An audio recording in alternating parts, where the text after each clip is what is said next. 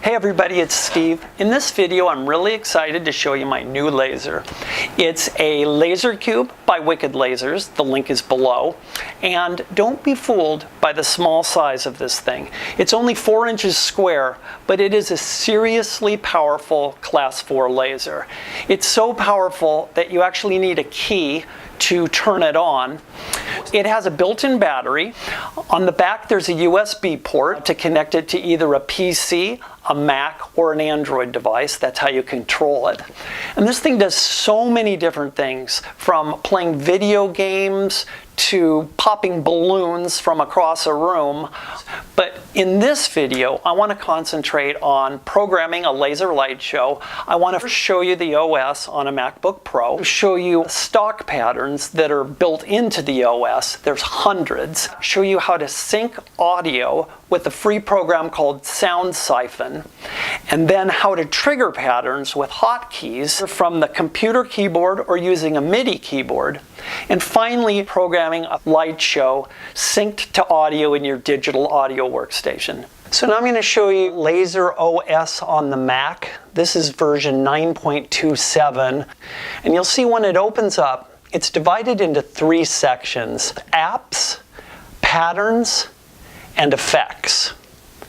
Here are the different apps. First of all, on visualizers, you can see there's a whole bunch of patterns built into this thing. And this one's black hole, hypnotic lines.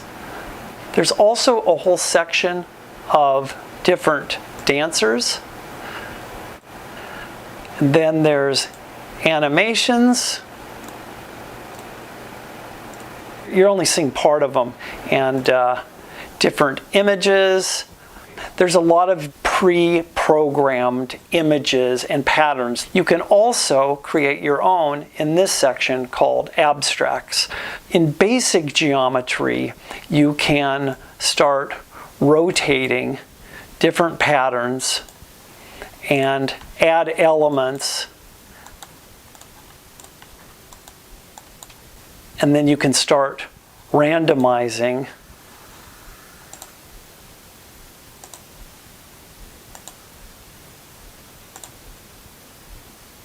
And when there's something that you like, you can hit save. Besides for basic geometry, there's an auto draw function and this tunnel function where you can set all the different parameters. Once you've chosen or created a pattern, you can also add effects to it. You can add color effects. Here's some different ways of altering this pattern. Every one of these effects can be controlled with hotkeys from the computer keyboard or MIDI keyboard. In order to sync audio to other apps on the Mac, you have to download a free program called Sound Syphon. After the trial period, it's going to ask you to buy it, but if you just ignore that and close it, it continues to work in its basic functions. You can set up virtual input devices in this pane here. You can see I've set up Pandora and Logic. You can add and remove virtual devices. And once you have it set up like that, when you open the LaserOS app, you'll see that the default for audio is built-in microphone, but now when you go to the drawdowns, you can see Sound Syphon, select it, and the other apps will sync to LaserOS. So now I want to show you how to create hotkeys on the computer.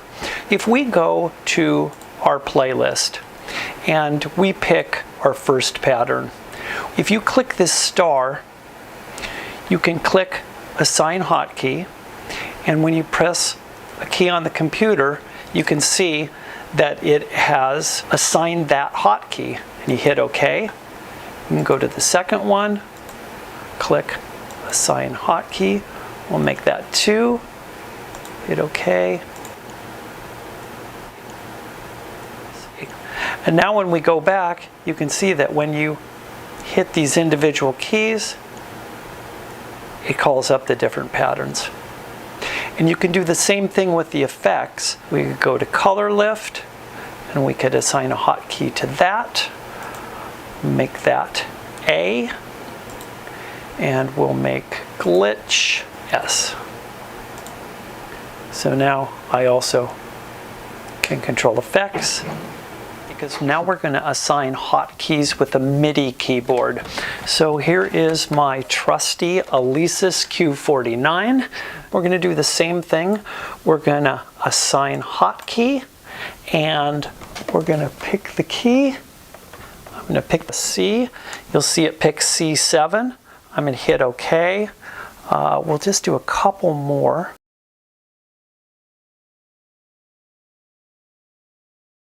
Okay, and now you can see that when I press these different keys on the keyboard, it triggers the pattern. And I can do the exact same thing with the effects. I can put hotkeys on all these different effects. We need to configure the computer so Logic can communicate to LaserOS via MIDI. What you want to do is open the Audio MIDI setup window. It's going to open Audio Devices by default. Go to Show MIDI Studio, and it's going to show something called an IAC driver. When you open that up, you can add or subtract ports. This one by default is the IAC bus. I'm going to rename it Logic to Laser, just to help make it clearer when I'm setting everything up, and hit apply, and then we are going to be ready to go. So now we're going to bring it all together by syncing some of these patterns to an audio track in Logic. That I assigned all these different hotkeys to the different patterns as well as the effects, and I can now play them with the keys. And what I've done is I've imported an audio track, and I've created a MIDI track. I named the MIDI track Laser Control, and I've assigned its port to the IAC driver Logic to Laser that we created earlier. We can play this track, and we can start syncing patterns to the track. So I'm going to go ahead and do that. And I'm going to hit record.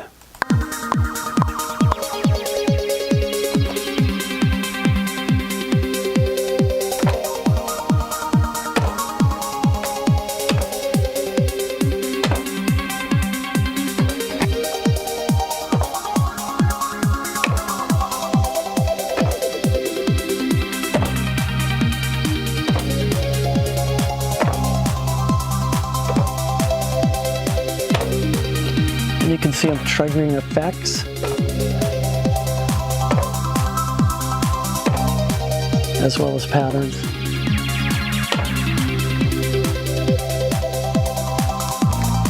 So let's stop that.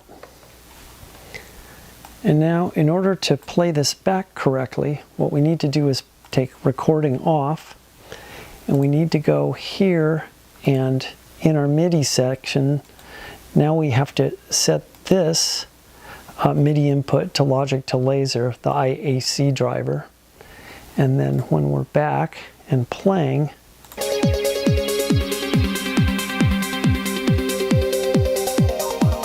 it's back and it's syncing to what we recorded.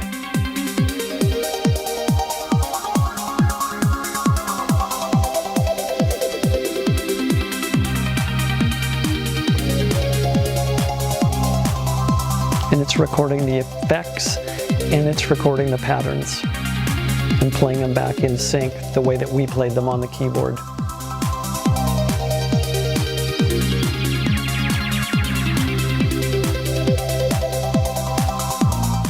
Thank you so much for watching. If you want to see more videos about this LaserCube, including being run by an Android device, please subscribe. Let's see how this thing looks with a little bit of haze.